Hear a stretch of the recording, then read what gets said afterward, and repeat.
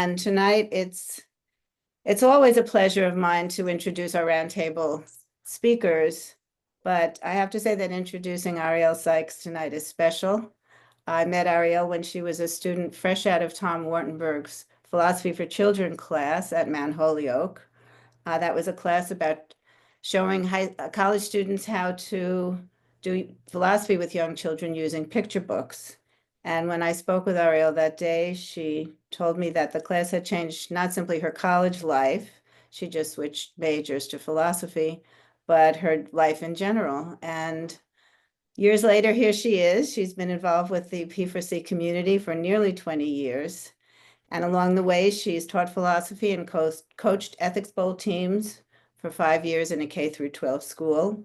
She also helped create both the New York City High School Ethics Bowl and pretty much created by herself with some help from a committee, the Middle School Ethics Bowl, which we're very excited about. She's held many positions in Plato's leadership. She's currently a board member and chair of the conference committee and former chair of the academic advisory board.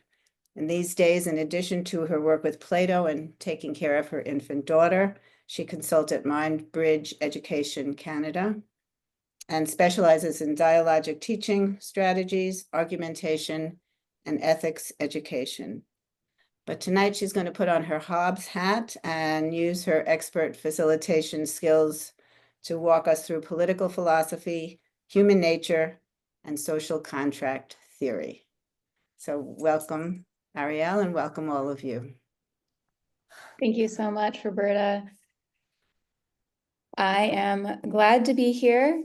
The way we're going to spend our 55 minutes together is I'm going to give a brief overview of the historical context that informs Hobbes's view about human nature and social contract theory, provide a brief, very brief, a summary of his theory, and then I'd like to spend time with all of you looking at the text that I assigned more closely, which was chapter 13, where Hobbes explains his theory on human nature.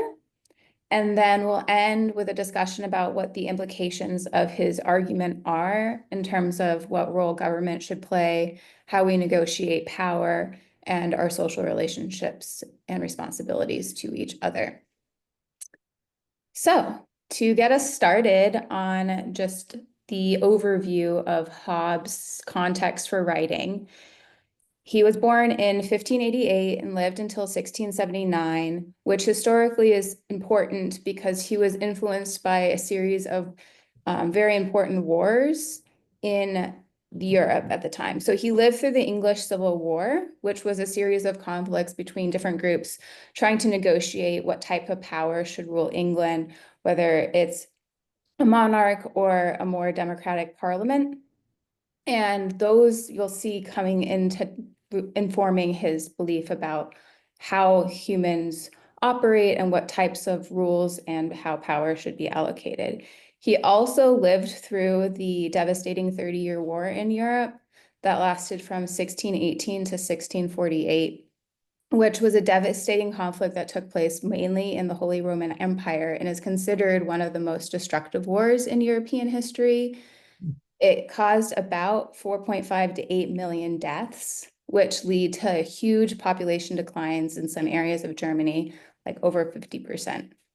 And so he was surrounded by this struggle of like how we should allocate power, as well as just a lot of death and chaos that comes with war. And this informs how he thinks about what types of structures are necessary to govern society and whether humans have any type of morality innate or whether it's something that's constructed through social contracts. So from that, Hobbes generally believes that humans are innately self-interested. And so we're going to explore that a little bit more in depth by looking at the passage today, whether we buy his argument about humans generally looking out for themselves and their survivals and their self-interests, even at the expense of others. And his belief that the only way in which we can get out of this state of nature where people are self-interested is to create societies with social contracts in which power is allocated to and he goes back and forth between talking about monarchy and like groups of people who are there to kind of set rules and enforce justice. So his claims about human nature begin with this general statement that everyone is equal, that there are equality of men that exists within and outside of society, where every man has, and I'm going to use man generally to refer to all human beings, the right to everything and everything. And this right to everything and everything causes this tension, this innate inclination towards violence of protecting one's own things because you're trying to get what you want, this desire to fulfill your pleasures. And he outlines in the reading for today in different pages the three components that comprise of the violence that exists within the state of nature. So there's this belief that human nature is inevitably about competition, because if everything belongs to everyone and everyone is equal, we're inevitably going to be trying to fight for or gain the things that we believe are ours or that gave us pleasure. And you'll see that on page 56 and 57 in paragraph 3. Then on page 57, he talks about distrust. So distrust is something that's innate within humans and is a motivator for the violence that we impose on one another, because we distrust that people will not try to take what is ours or they will not try to kill us. And this distrust is motivated by this desire innately within humans for us to survive, for our own safety and the safety of our loved ones. And then the third component of human nature that he outlines is that glory, this pridefulness within people, also creates a strive for power and manipulation that's surrounded by wanting to have a good reputation among other people, that also results in some form of violence. And so for him, the state of nature, the human condition before society comes and helps correct and keeps us in check, is that every man is an enemy of every other man. And that we are constantly in a time of war or the time right before war. So war doesn't have to be like us in arms against one another in different, societies fighting, but like we are at war with one another because we are anticipating having something being stolen from us being downgraded within a group of people, or we're constantly at war with ourselves because we're constantly worrying about whether or not we will be safe.